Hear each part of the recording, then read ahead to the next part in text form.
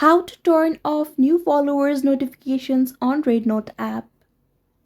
Hello everyone, welcome back to Tutorials Point. Today in this video, I will guide you on how to turn off new followers notifications on REDnote app. So now let's get started. First of all, launch the REDnote app on your device. Now, tap on the profile icon at the bottom left corner. Again, tap on Settings. Now here, tap on Notification Settings. Here, you can see varieties of notification settings.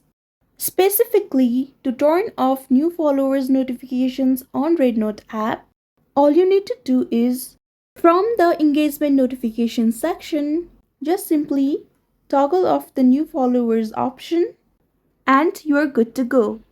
I hope you found this video helpful. Don't forget to like, share and subscribe to our channel. Thank you so much for watching. See you in the next one.